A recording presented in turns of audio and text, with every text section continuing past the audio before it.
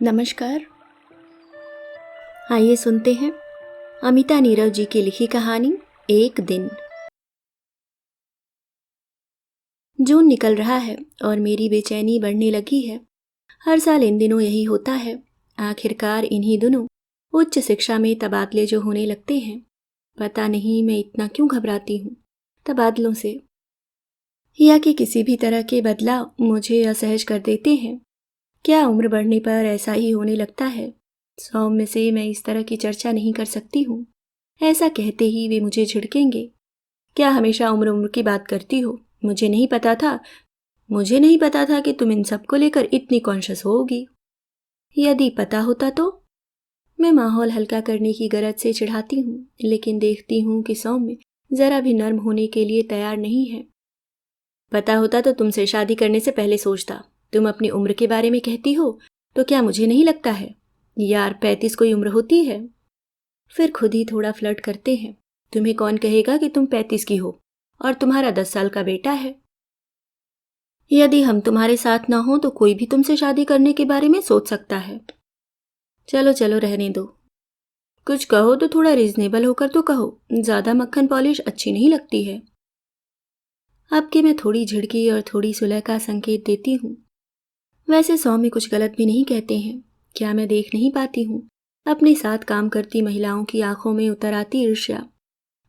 पुरुषों की जबान से गिरने गिरने को होती प्रशंसा और आंखों से टपकती। जाने भी दो। ऋचा हमेशा कहती है, दीदी आपकी आंखों की गंभीरता से ही सब कुछ ठीक रहता है, नहीं तो क्या? तू आजकल बहुत बोलने लगी है। मैं उसे झूठ मूठ ही धमकाती हूँ। हाँ ठीक ही तो है, 35 कोई उम्र होती है। अब ऋषभ यदि 10 साल का हो गया है तो इसका ये मतलब तो नहीं कि मैं बूढ़ी हो गई हूँ। तो शायद डर घर के डिस्टर्ब हो जाने का होता होगा, या फिर खुद के अकेले रहने का, या फिर पता नहीं क्या। लेकिन बस बेचैनी है तो है। सौम्य के सामने अपनी बेचैनी का पता दो तो सीधे ही सुझाव मिलेगा। ऐसा होगा तब देखेंगे। छुट्टी ले लेना। अब खुद तो 10 घंटे काम करते हैं। ऋषभ भी स्कूल जाता है। मैं घर में ही करूं क्या? वो तो पूछेंगे, बाकी औरतें क्या करती हैं? बहुत तो समझते हैं, फिर भी बहुत कुछ बाकी है। अब मैं घर गृहस्थी साड़ी गहने और सास ननद की बातें करने के लिए किसी किटी क्लब की सदस्य नहीं बन सकती। पढ़ना भी तभी हो पाता है जब जब थोड़ा थोड़ा कर पढ़ो। जिस दिन यूं लगे कि अब पढ़ना ही पढ़ना है तो किताबों से ही कोफ्त होने लगे। जब दिन भर ही फुर्सत हो तो घर का काम भी करने में मन नहीं लगता। फिर हर दिन के कामकाज के अतिरिक्त घर में ज्यादा काम साफ सफाई का ही रहता है। अब ये तो नहीं हो सकता ना कि कल ही साफ कर जमाई अलमारी को, आज फिर बिखेरूं और फिर जमाऊं। ये बेगारी होने से तो रही। लेकिन 100 में समझेंगे ये सब, तो फिर क्या करूं? अब जब तक अंतिम रूप से ट्रांसफर लिस्ट आउट नहीं हो जाती है, इसे तो सहना ही है। कॉलेज शुरू हो तो अरुण को फोन करूं, उसे फोन करो तो वह भी यही कहेगा, दीदी लिस्ट आने तो दो, मैं सब संभाल लूंगा। तो फिर क्या करूं? सहना ही होगा। बस आधी रात की खुली नींद में यही उधेड़बुन चल रही थी। ऋषभ थोड़ा कुनमुनाया तो उसकी पीठ पर हाथ रखा। थोड़ी देर उसी असमंजस में बैठी रही। फिर धीरे से चादर हटाई और स्लीपर में पैर फंसाकर बहुत हौले से कमरे का दरवाजा खोला और बाहर निकल आई। जून खत्म होने पर है। मौसम बदल रहा है। 4 दिन से थोड़ा रुक रुक कर पानी बरस रहा है। आज दिन में ही थोड़ी धूप निकली थी, लेकिन शाम होते होते बादलों की आवाजाही शुरू हो गई। आखिर आषाढ़ भी आधा निकल गया है। बाहर बूंदाबांदी हो रही थी। बालकनी में कुर्सी लगाकर बैठ गई। यहाँ आकर थोड़े सुकून का एहसास हो रहा था। बेचैनी थोड़ी कम हुई थी। पता नहीं कितनी देर यूं ही बैठी रही थी। जब सौम्य ढूंढते हुए बाहर आए तब इस बात पर ध्यान गया कि फुहारें तेज बारिश में बदल चुकी हैं। क्या हुआ? यहाँ क्यों बैठी हो? नींद नहीं आ रही है क्या? सौम्य ने चिंतित होकर पूछा। कुछ नहीं, दिन में फुर्सत होती है तो सो लेती हूँ, फिर रात में गहरी नींद नहीं आ पाती। बहुत देर से जाग रही थी, बारिश की आवाज़ सुनी तो बाहर आ गई। मैंने उन्हें समझाते हुए कहा, पिछले साल राखी पर माँ का दिलाया हुआ ग्रीन लहरिया पहना था। अपने ड्रेसिंग टेबल के ड्राइवर में बिंदी वाले खाने में बहुत ढूंढने के बाद मुझे कलर्ड बिंदी का पता मिला था। बाल धुले हुए थे तो यूं ही कंघी कर ली थी। यूं कंधे से थोड़ा नीचे उतरते बालों को भी खुला रखना मुझे सुविधाजनक नहीं लगता है। झटपट पौनी बांध लेती हूँ। हाँ, जिस दिन बाल धुले हों तो सूखने के लिए खुले छोड़ने पड़ते हैं। फिर भी सूखे नहीं कि तुरंत बांध लेती हूँ। यूं लगता है कि आज़ादी बाधित होती है। पता नहीं क्यों मन हुआ कि आज ग्रीन बिंदी ही लगाऊं, इसलिए बहुत मशक्कत करके ढूंढी। बिंदी लगाकर खुद को आईने में देखा तो लगा कुछ ज़्यादा हो रहा है। मैं कॉलेज जा रही हूँ, कहीं शादी या किसी फंक्शन में नहीं। पता नहीं क्यों अपने दिखने को लेकर मैं थोड़ी ज़्यादा ही कॉन्शियस रहती हूँ। कोई नोटिस न कर ले तो लगता है कि बच गए, लेकिन ज़रा सा भी नोटिस की गई तो दिन भर कुछ अटका सा लगता है। इसलिए कपड़ों के रंगों को छोड़कर खुद पर और कुछ भी अतिरिक्त लगने नहीं देती हूँ। तो फिर हरे रंग की बिंदी हटाकर वही ब्राउन बिंदी लगाई और निकल पड़ी। आज कॉलेज का पहला दिन जो है, दिन भर एडमिशन की सरगर्मी रही। इसके बीच में ही समय निकालकर छुट्टियां कैसे गुजरी इस पर भी बातचीत होती रही। फिर बातचीत आकर उसी असुविधाजनक विषय पर रुक गई, ट्रांसफ़र। इस बार कॉलेज में ट्रांसफ़र का डर मेरे साथ साथ ऋचा, मिसेस गुप्ता और महावीर जैन को भी है। हम चारों को ही इस कॉलेज में 3 साल से ज़्यादा हो चुके हैं। मुझे एक राहत ये लगी कि चलो हम सारे एक ही कुश्ती के मुसाफिर हैं। जब से सुना है कि लिस्ट तैयार हो गई है तब से पता नहीं कैसी तो टूटी टूटी सी नींद आती है और रात भर ऊटपटांग सपने आते रहते हैं। आज तो हेड क्लर्क चौरसिया ने बताया कि लिस्ट आज रात को या फिर कल तो पक्के में निकल ही जाएगी। हे भगवान, 24 घंटे लगी रहती है। रात को जैसे ही लिस्ट निकली, जिसका डर था वही हुआ। ट्रांसफ़र की खबर सुनते ही दिल बैठ गया। सौम्य ने सुना तो वो भी थोड़े परेशान दिखाई दिए। अरुण को फ़ोन करता हूँ, तुम तो छुट्टी की एप्लीकेशन दे दो, सौम्य ने कहा। अरे अब आज तो रुको, कल करेंगे। उसे भी जो करना होगा वो कल ही कर पाएगा ना। अब नौकरी कर रहे हैं तो इन चीज़ों से घबराने से क्या फ़ायदा। फिर कोई दूर तो नहीं है, अरुण जिम्मेदारी से कर ही देगा। ज़्यादा मुश्किल आएगी तो फिर सोचेंगे छुट्टी लेने के लिए। मैं सौम्य को समझा रही हूँ या खुद को, खुद ही समझ नहीं पा रही हूँ। सुबह अरुण को फ़ोन किया तो उसने कहा, मुझे पता है दीदी, मैं कोशिश कर रहा हूँ और हो जाएगा। आप चिंता मत करो, मुझ पर विश्वास करो। लेकिन मैं क्या करूँ, ज्वाइन करूँ या ना करूँ? मैंने बहुत हताश होकर अरुण से पूछा। ज्वाइन तो कर ही ले, यूँ भी दूर ही कितना है, कुल 45 मिनट का तो रास्ता है। अब क्या है कि सरकारी काम है, आप तो जानती ही हैं। उसने बात समेटी। आखिरकार नए कॉलेज को ज्वाइन कर ही लिया। ऋचा का भी ट्रांसफ़र हुआ है, वो भी अप डाउन कर रही है।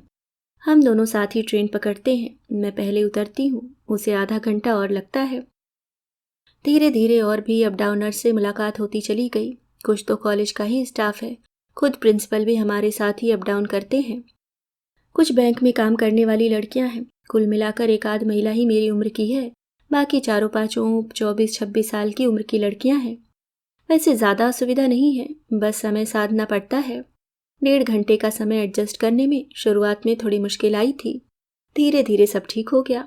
समय को बचाने की गरज से साड़ी को तिलांजलि दे दी, सलवार कमीज पहनने लगी। 10 मिनट भी बचते हैं तो कितनी राहत हो जाती है। ये सिर्फ अप डाउन करने वाली शादीशुदा महिला ही समझ सकती है। महीना भर हो गया अप डाउन करते हुए। हर 3-4 दिन में मैं या सौम्य अरुण को फ़ोन लगा लेते हैं। कल रात को ही उससे बात हुई है तो उसने दिलासा दिया और बताया कि पैसा भी दे दिया है, मतलब आप निश्चिंत हो सकते हैं। बस इसी निश्चिंतता में रात बड़ी गहरी नींद आई और सुबह 15 मिनट देर से नींद खुली। बहुत हड़बड़ी में नहाकर बाहर आई और रेलवे स्टेशन फ़ोन लगाया तो एक राहत की खबर मिली कि ट्रेन आधा घंटा लेट है। चलो थोड़ा इत्मीनान है। जब स्टेशन पर पहुंची तो पता चला कि ट्रेन 1.5 घंटा लेट हो गई है। सबको ही अपने अपने दफ्तर लेट हो जाने की चिंता थी, लेकिन हम तो निश्चिंत थे। आखिर प्रिंसिपल जो हमारे साथ हैं, अब जिन्हें लेट होने की चिंता हो रही है वे भी क्या कर सकते हैं। ट्रेन तो जब आएगी तब आएगी ही। एक एक कर सारी महिलाएं इकट्ठा हो गई। महिला वेटिंग रूम में तो पैर रखने की भी जगह नहीं है। जंक्शन है तो यहाँ कोई मुसाफिर अपने गंतव्य के लिए गाड़ियाँ बदलते हैं, इसलिए रात भर सफ़र कर अगली ट्रेन का इंतज़ार करती महिलाओं से पूरा वेटिंग रूम भरा हुआ है। हर तरफ बेतरतीबी से पड़ा सामान और जैसी जगह हो उसी में खुद को एडजस्ट करके ऊँघती महिलाओं को अंदर ही छोड़कर। हर तरफ बेतरतीबी से पड़ा सामान और जैसी जगह हो उसी में खुद को एडजस्ट करके ऊँघती महिलाओं को अंदर ही छोड़कर हम सभी बाहर आ गए। बेंच पर बैठकर सारे बातों में मशगूल थे। बहुत देर से किसी के गाने की आवाज़ आ रही थी। आश्चर्य है किसी ने भी इस पर ध्यान नहीं दिया। ध्यान तो मेरा भी नहीं गया था। ये तो बाद में एक छोटी सी घटना से रिकॉल हुआ। जैसे ही ट्रेन के आने का अनाउंसमेंट हुआ, हम सभी ने अपनी अपनी सीट छोड़ दी। जहाँ हम जाकर खड़े हुए वहाँ फिर उसी तरह से गाने की आवाज़ आती रही। और फिर आश्चर्य की, हम में से किसी ने भी इस बात पर ध्यान नहीं दिया। आखिरकार पूरे प्लेटफॉर्म को कपाती हुई धड़धड़ाती ट्रेन आ पहुंची। किसी भी तरह के खतरे का कोई सिग्नल नहीं मिला तो सभी रिजर्वेशन के डिब्बे में चढ़ गए। 10:30 बज चुके थे। कुछ यात्री बकायदा जाकर नाश्ता कर रहे थे तो कुछ सो ही रहे थे। हमें जहाँ जगह मिली वहाँ ऊपर की दोनों बर्थ पर लोग नींद निकाल रहे थे। सो नीचे की एक एक सीट तो यूं भी खाली मिल गई थी। फिर थोड़ा थोड़ा सबने एडजस्ट किया तो 2 के बैठने की और व्यवस्था हो गई। सामने की बगल वाली सीट पर बैठी महिलाओं ने भी थोड़ी सहृदयता दिखाई। इस तरह से हम सभी एक ही कंपार्टमेंट में इकट्ठा हो गईं। मेरी सीट पर सबसे पहले शर्मिला बैठी थी, उसके बाद मैं। ट्रेन अभी भी रुकी हुई थी। जब सारे लोग ठीक से सेटल हो गए तो मेरा ध्यान बाहर की तरफ गया। वहाँ एक 22-24 साल का लड़का खड़ा था। वो लगातार हमारे ही कंपार्टमेंट में देख रहा था।